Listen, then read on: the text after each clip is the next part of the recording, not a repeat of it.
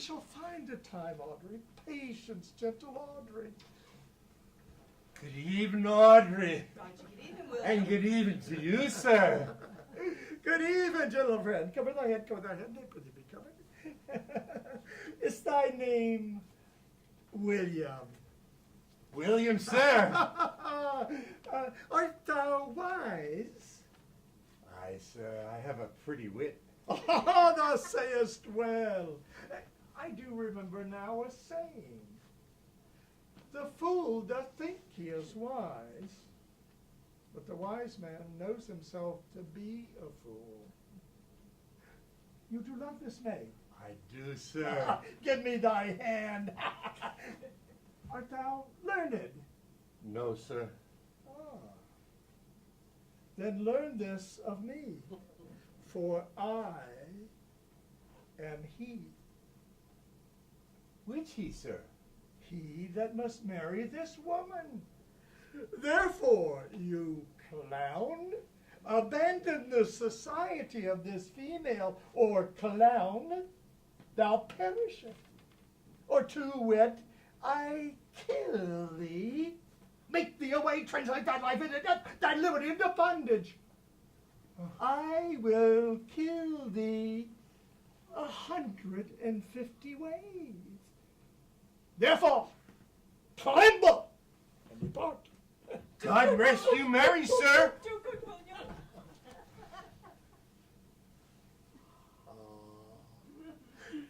Trip, Audrey! Trip, Audrey!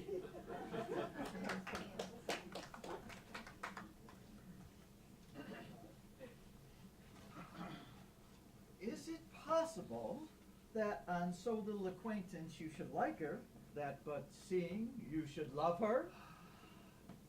Call not the giddiness of it in question. It shall be to your good.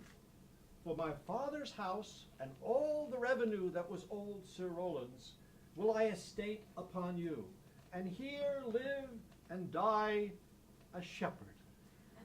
Let your wedding be tomorrow. Thither will I invite the Duke and all's contented followers. Go you and prepare Aliana, for look you, here comes my Rosalind. God save you, brother. And you, fair sister, Orlando, it grieves me to see you wearing your heart in your scarf. It is my arm. Did your brother tell you how well I counterfeited to swoon when he showed me your handkerchief? Aye, and greater wonders than that. Oh, I see where you are. Nay, there was never anything so sudden. Your brother and my sister, they no sooner met, but they looked, no sooner looked, but they loved. They will together. Clubs cannot part them. They shall be married tomorrow, and I will bid the Duke to the nuptial. But oh, how bitter a thing it is to look into happiness through another man's eyes. Why then, tomorrow, I cannot serve your turn for Rosalind? I can live no longer by thinking. I will weary you then no longer with idle talking. But believe, if you please, that I can do strange things. I have, since I was 3-year-old, conversed with a magician, most profound in his art, and yet not damnable. If you do so love Rosalind, so near to the heart as your very gesture cries it out, when your brother marries Aliena, shall you marry her?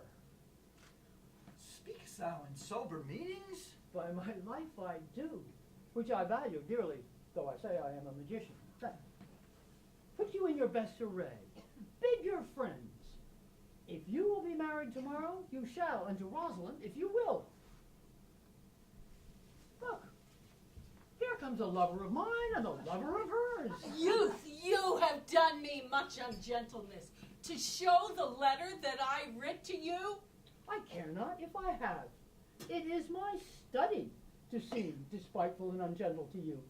You are followed there by a faithful shepherd. Look upon him. Love him. He worships you. Good shepherd, tell this youth what 'tis to love. It is to be all made of sighs and tears, and so am I for Phoebe. And I for Ganymede. And I for Rosalind. And I for no woman.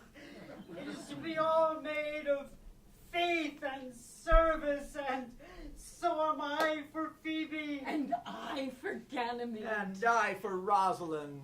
And I for no woman. It's to be all made of fantasy, all made of passion, all made of wishes, all purity, all trial, all observance, and so am I for Phoebe. And so am I for Ganymede. And so am I for Rosalind. And so am I for no woman. If this be so, why blame you me to love you? Well, if this be so, why blame you me to love you? If this be so, why blame you me to love you?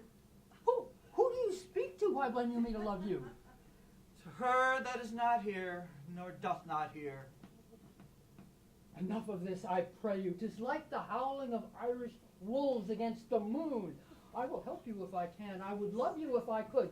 Tomorrow, meet here, all together. I will marry you if ever I marry woman, and I shall be married tomorrow. I will satisfy you if ever I satisfy man, and you shall be married tomorrow. I will content you if what pleases you contents you, and you shall be married tomorrow.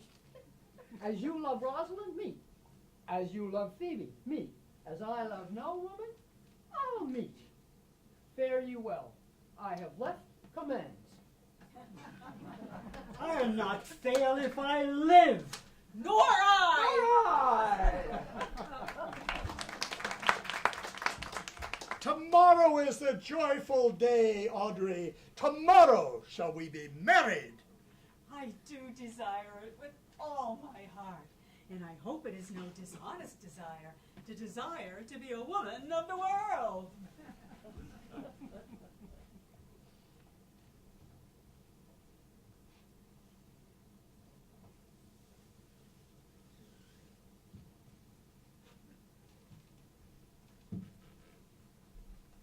Dost thou believe, Orlando, that the boy can do all this that he has promised? I sometimes do believe, and sometimes do not.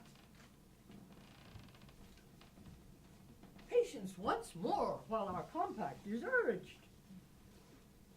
You say, if I bring Rosalind here, you will give her to Orlando here?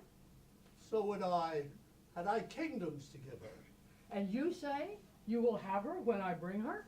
That would I if I were of all kingdoms king. And you say, you will marry me if I be willing?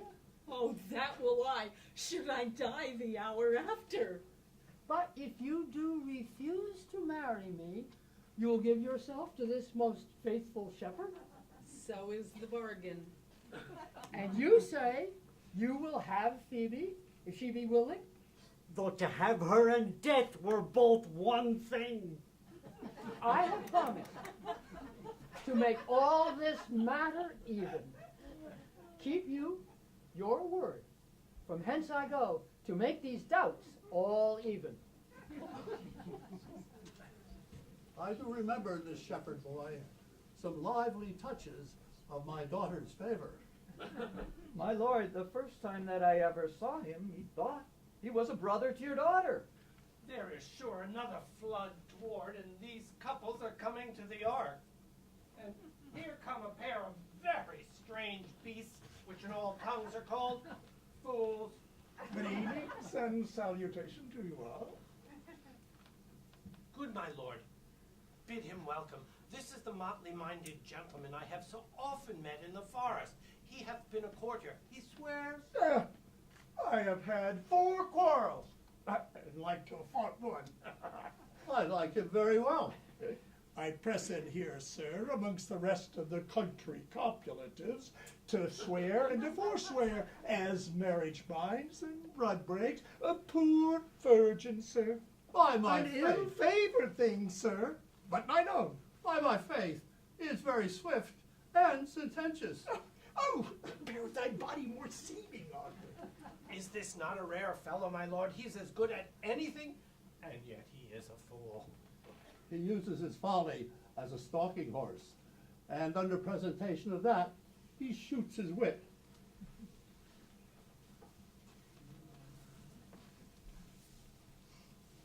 To you I give myself, for I am yours. If there be truth in sight, you are my daughter. To you I give myself, for I am yours. If there be truth in sight, you are my Rosalind. If sight and shape be true, why then my love adieu! I'll have no father if you be not he. I'll have no husband if you be not he. Nor ne'er wed woman if you be not she. Oh, my dear daughter, welcome thou art to me. I will not eat my word, now thou art mine. Thy faith, my fancy, to thee doth combine. Let me have audience for a word or two, to bring these tidings to this fair assembly. Duke Frederick, hearing how that every day men of great worth resorted to this forest, amassed, addressed a mighty power, purposely to take his brother here and put him to the sword, and to the skirts of this wild wood he came, where meeting with an old religious man, was converted, both in his enterprise and in his world, his crown bequeathing to his banished brother, and all their lands restored to them again that were with him exiled. Welcome, young man. First, in this forest, let us do those ends that were here well begun and well begot. And after, every of this happy number that have endured true days and nights with us shall share the good of our returned fortune. Sir, if I heard you rightly, the Duke hath put on a religious life and thrown into neglect the pompous court. He hath. To him will I. Out of these convertites there is much matter to be heard and learned. You to your former honor I bequeath your patience and your virtue both deserve it. You to a true love that true faith doth merit. You to your land and love and great allies. You to a long and well-deserved bed. And you to wrangling, for your loving voyage is but for 2 months victualled. So to your pleasures I am for other than for dancing measures. Stay, Jakes, stay, Jakes. To see no pastime, what you would have, I'll stay to know in your abandoned cave. Proceed, proceed. We will begin these rites, as we do trust they'll end, in true delights